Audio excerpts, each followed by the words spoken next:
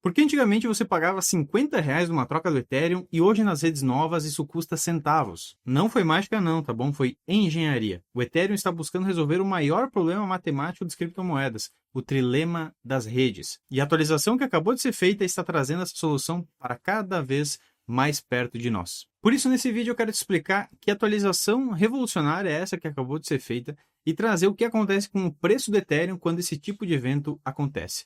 Será que é hora de investir? Será que é hora de comprar? Será que é hora de vender? Nós vamos falar sobre isso nesse vídeo. Eu me chamo Matheus Savariz e aqui na Target nossa missão é traduzir todos esses códigos complexos em decisões de investimento. Nosso papel aqui é dissecar toda essa tecnologia para você compreender os efeitos práticos de cada inovação sem que você precise ser programador, por exemplo. Se você gosta de entender o fundamento antes de colocar o seu capital, já se inscreve aqui no canal para não perder os conteúdos importantes e ativa o sininho agora, que aí o YouTube vai te avisar sempre que sair um conteúdo novo. Para entender como lucrar, primeiro de tudo nós temos que entender o problema que existe hoje.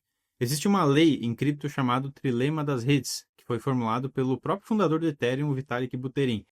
O trilema diz que uma blockchain não consegue ser ao mesmo tempo altamente descentralizada, altamente segura e altamente escalável. Escalável quer dizer rápida e barata, tá bom? O Ethereum escolheu ser extremamente seguro e descentralizado. E de fato alcançou. Ele não é tão descentralizado como o Bitcoin, mas é muito mais descentralizado que redes concorrentes como a Solana, por exemplo. Não é à toa que o institucional escolhe Ethereum para construir infraestrutura, mas o preço dessa robustez é que o Ethereum fica caro e lento. A Solana, por sua vez, focou em escalabilidade e experiência do usuário, só que ela abriu mão completa da descentralização. Assim como o Ethereum hoje tenta resolver os seus problemas de escalabilidade e vem conseguindo, a Solana também parece que deixou para depois assim resolver a descentralização e hoje parece se preocupar um pouco mais com isso, mas ainda está longe de conseguir. E como eu disse, a boa notícia é que o Ethereum já vem há muito tempo melhorando esse ponto fraco. Foram criadas as camadas 2, redes como Polygon, Arbitrum e Base, que estão conectadas com o Ethereum, só que elas conseguem processar um nível menor de informação, deixando tudo muito mais barato e extremamente rápido. Isso significa que uma troca de ativos na Ethereum, que custaria $5,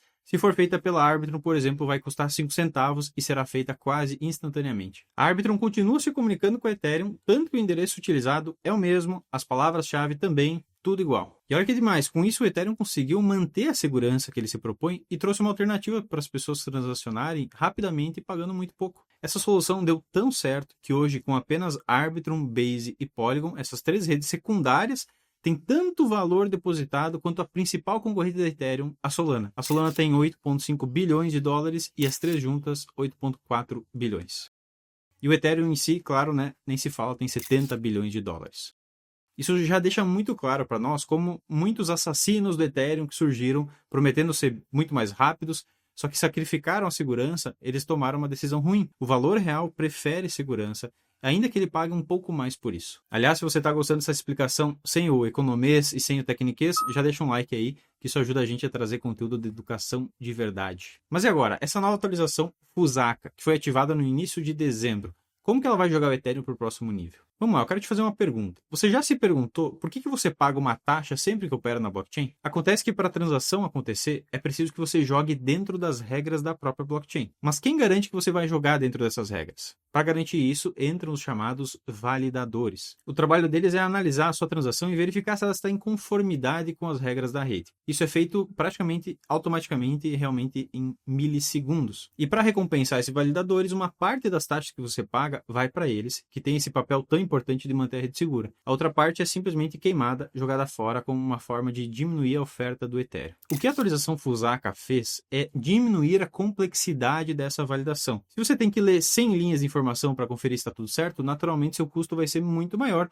do que se você tiver que conferir apenas 10 linhas. E em termos gerais, basicamente, essa é a ideia dessa atualização. É claro que tem muita coisa por trás, até porque o Fusaka é um conjunto de atualizações grandes dentro de um extenso roadmap público, inclusive, que você pode conferir. Mas em termos bem práticos aqui para nós, o que nós podemos esperar é mais velocidade, taxas menores e camadas 2 ainda mais fortes. Porque o custo das redes de camada 2, como essas que eu citei de exemplo, que já é de centavos, também vai baratear ainda mais. A camada 1 Ethereum vai ser a camada de segurança final, onde os grandes investidores e instituições vão guardar o seu valor como já fazem. Já a camada 2 é onde o varejo e os aplicativos vão viver. Quem apostou que o Ethereum morreria por ser caro, errou. Ele apenas delegou essa velocidade para quem sabe correr mais rápido. É muito simples. Agora o ponto crucial. Como isso pode impactar o preço do Ethereum? Para entender isso, é legal nós analisarmos o que aconteceu com outras atualizações. Eu sei que a história não se repete, né? Resultados passados não garantem resultados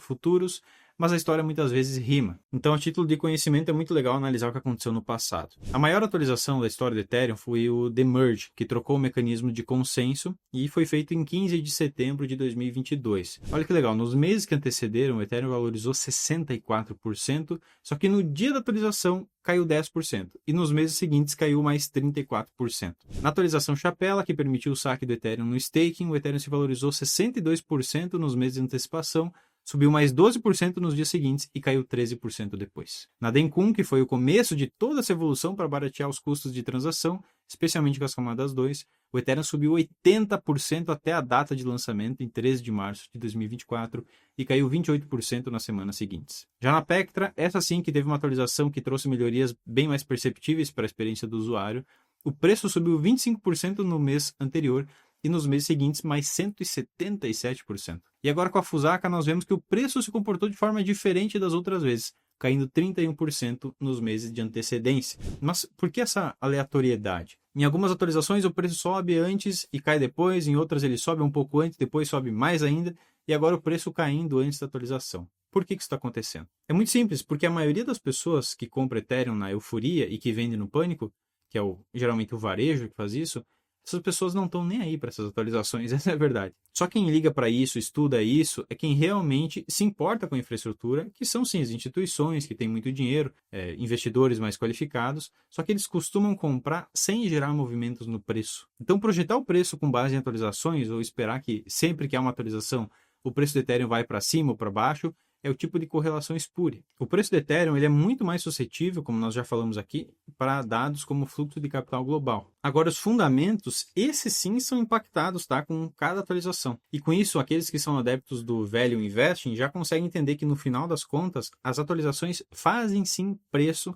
só que não da forma como a gente espera. Elas melhoram o Ethereum, tornam a experiência dos investidores melhor, atraem mais capital e isso tudo influencia a percepção de valor das pessoas que decidem comprar ou vender o ativo. Então, essas atualizações não respondem à pergunta da direção do preço, mas da direção dos fundamentos. E esses sim, a longo prazo, fazem o preço. Isso que é mais interessante. Agora, se você quer saber o que de fato causa as oscilações no médio e curto prazo e quer acesso à inteligência de mercado que nós utilizamos aqui na Target, considere checar os links aí na descrição e conhecer o nosso trabalho. Tenho certeza que numa simples conversa, você sem dúvidas vai aprender uma coisa muito valiosa caso você invista nesse mercado. Então, vê os links na descrição e converse com o nosso time. No mais, eu agradeço a sua companhia, espero que tenha gostado do conteúdo e nós nos vemos no próximo vídeo. Até lá!